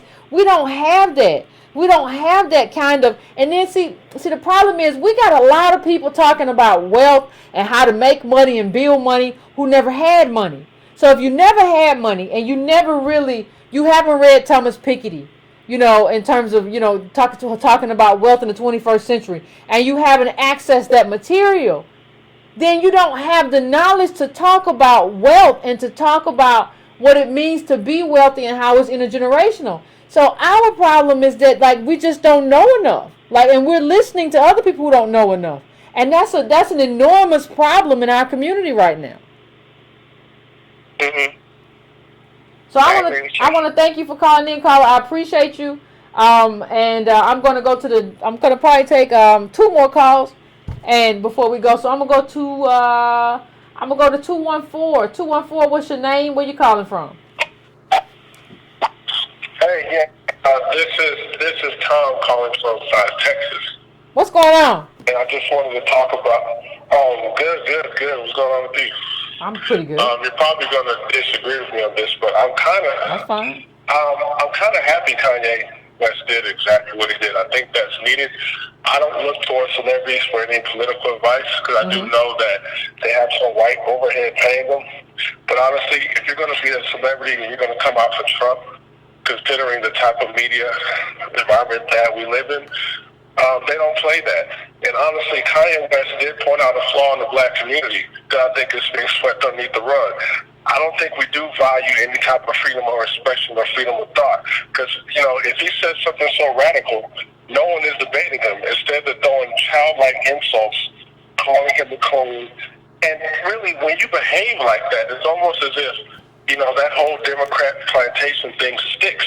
Because if that man would have said anything about Hillary Clinton or any other, Democrat, nobody would say anything. But because it's Donald Trump and it's in line with the whole, Trump's a racist, homophobe, all that other stuff, then we want to act like we're all morally righteous, and then you get all these celebrities like Snoop Dogg tweeting out memes of Kanye West holding Donald Trump from behind. It's a very immature reaction. And I've been reading his Twitter. I don't know if you read his Twitter. He's not really even tweeting out Trump's policies. He's just saying, think for yourself. I don't see how that's a bad message for the black community. But let me just say this, caller. You can't say think for yourself after wearing a Make America Great Again hat at this time, given the policies that Trump has proposed and how they would impact the black community. Let me just say this too. I think you would benefit from following different people on Twitter. Like, there are a lot of good black writers. I think it was Gene Demby of NPR and a lot of different people who have had like some really good takes on this Kanye situation that, from NPR, yeah, that don't involve like screenshotting something or calling Kanye a coon. There are some really good dissections of Kanye and who he is, but you have to be following the right people on Twitter to like get access to those, right? In terms of who Kanye is, or in terms of what Trump's policies mean, or in terms of like how black people have tried republicanism. There's some really good, so like there's not like, I understand what you said about Snoop Dogg, but there are a lot of very intelligent dissections of Kanye on Twitter that don't involve calling him names, that are really, really good. Well, you know what? That's what I would rather prefer. But if you look at the noise, that doesn't seem to be the prevailing black thought. Like, if you just Google his name, it's just attack. And honestly, when we do that, we kind of elevate him. We kind of put him as a rebel. And you see, my thing is, anytime we attack black people like that, especially when they're dealing with Trump, you actually make Trump look good. You actually make Trump look like he's a rebel against the system, because it just seems like logic goes out the window and everything just turns emotional. You know what I'm saying? Instead of just like, hey, Kanye, how did you get there? Like, I don't know if you see what happened to Chance the Rapper, but all he said to come in defense to Kanye was like, black people don't have to be Democrats, and he got attacked for that, so he got to apologize. But yeah, he got attacked because what he said was stupid. Like, nobody's saying that black people have to be Democrats. He wasn't, like, nobody who criticized Kanye was saying that. I can only speak for myself. What I'm saying is not that, we all know that black people don't have to be Democrats. We've always had black Republicans. In America, this political thing has always flown with two wings. One Republican and one Democrat. I don't like it, but that's how it's been. But we have usually, the reason you don't see more black Republicans is because of how, like I said earlier, how republicanism and conservatism in this country is usually organized around the power of whiteness. We have a lot of conservatives who end up voting for Democrats because conservatism is so toxic. You didn't necessarily always have that. Like, Bush got an enormous, George W. Bush, when he talked compassionate conservatism, he got a lot of the black, much more, I wouldn't say a lot, but much more of the black vote than the Republicans that came after him. The problem is how republicanism and conservatism among white people is like built around this white superiority thing, and that's something that black people just cannot get with. It's not because republicanism is just like, oh my God, there are no black conservatives. We got a lot of black conservatives who are still just like, oh no, I'm a black conservative, but I can't get with that. That's what it is. And so when he said that, it was just a dumbed down thing, and that's why people came at him. It was just dumbed down. We know that, Chance. That wasn't deep. He had to apologize because that's not. The criticism around Kanye wasn't about whether or not black people could be Republican or could be something other than Democrats. We all understood that.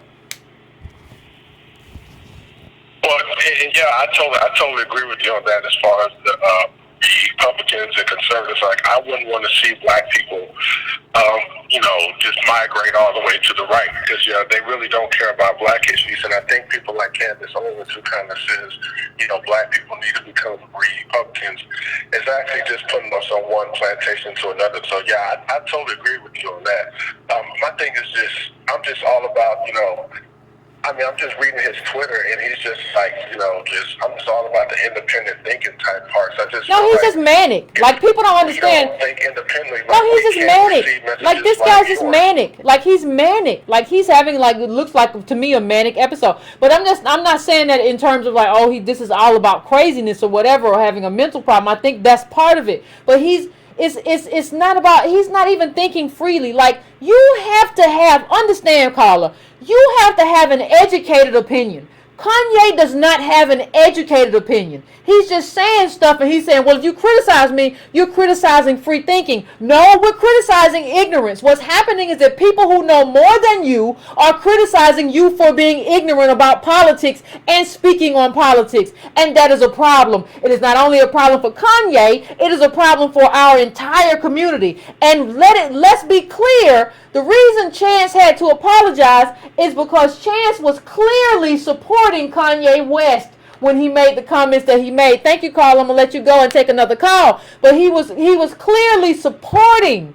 Kanye, and that's why he had to apologize. He wasn't talking about free thinking or free speech. He was supporting Kanye West and Kanye's ignorant diatribes. Kanye could read, if Kanye had come to me or come to our community with some type of real knowledge of politics and political history, or had an opinion that was anchored in political history, we would respect it, even if we disagreed. But this stuff that Kanye came talking about was ignorant. He don't want to read a book. He don't want to read articles, but he wants to have a voice. And for that, he deserves to be shouted down. What you are saying, Kanye, and what you have said is nothing more, nothing better than garbage. It is ignorant garbage that isn't anchored in anything but the castles that exist in your own head. You have a problem, and it's not up to me or anybody else to deal with your problem, but you do have a problem. I don't know whether it's therapy or whatever is a space for you to deal with it, but I would encourage you to pick up some books,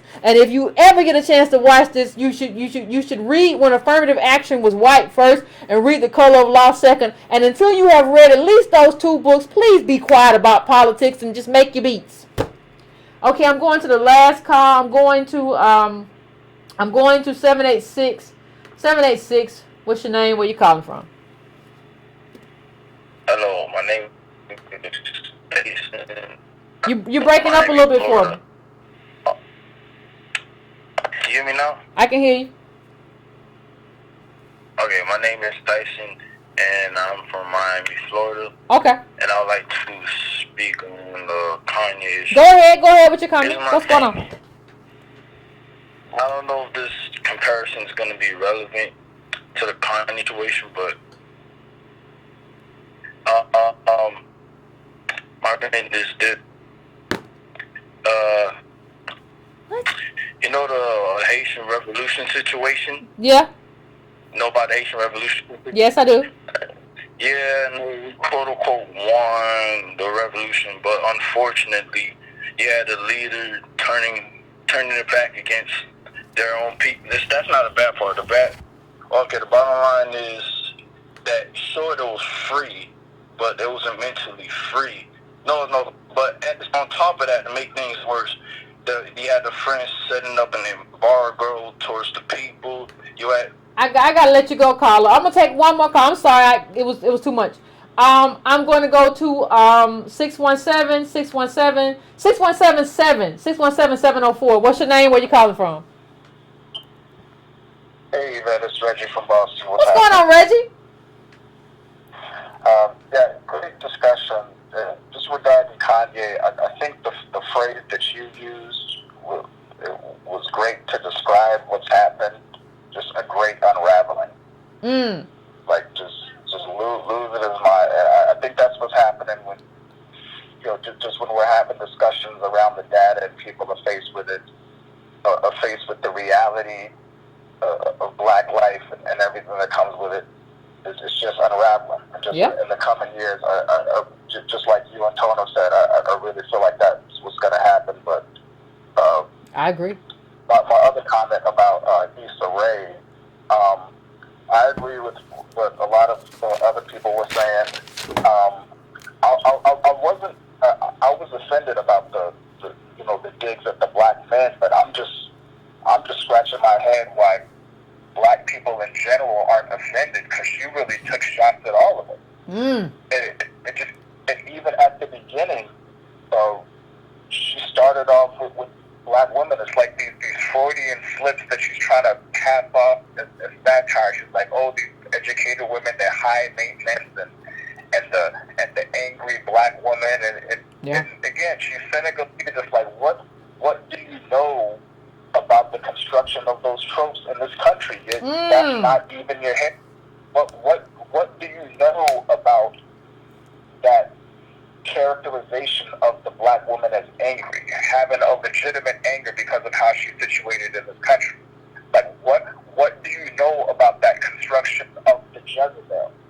Like, she's talking awkward because she's around a lot of white folks, insecure around a lot of white folks. The black woman in this country is insecure because she's not stable and she is oppressed. It's two different nations, so I don't understand why black women just aren't confused just by her existing in that space and telling their story. Like Tone said earlier, you might as well have a white girl saying it. Yeah, you might as well. And when she gets to the Asians and the whites, like you said in the paper, 2%, of the Chinese have degrees, 50% that come over here have the degrees. So when she's saying that they're intellectually matched, it just falls on its face. You know that she doesn't know nothing. But also when she gets to, saying, oh, the Philippines or this or that are the blacks. Yeah, she said the Philippines, but not the Filipinos. They're the blacks of Asia. Some offensive stuff that was in that book. And what she was really saying, like, usually, when you say someone's black, we're talking about how they're situated. What I heard her saying is, like, you are the Filipinos on the black because you are undesirable. Ooh. You're at the bottom and I don't want you. That's how she feels about black people generally, not just the men. So I really don't understand why everybody is just not living about this. Like, look, just get her out of here. Like, she's really done, and she's putting out these things, and just the further marginalizing of black men and passing it off as solidarity to black women that are here. You're right. It's like that's not solidarity. This is what solidarity looks like. Solidarity looks like the Nigerian woman who's got 70 grand in wealth in Los Angeles saying, why does my sister have 200? What solidarity looks like is the African nurses that have come over here and taken the jobs from black women saying, why does my sister not have one? What solidarity looks like is the African woman from Harvard saying, why does the native DOS not have a slot? Until I see that, you can't talk to me. That's all I got to say. Yeah, and thank you, Reggie. As always, I appreciate you calling in. But I want to also say before I go, understand that she grew up with her father. Understand how many black women in America, native black women, grew up in the era of mass incarceration, who did not grow up with a father, and they're watching your rendition of, like, this guy you're dating on.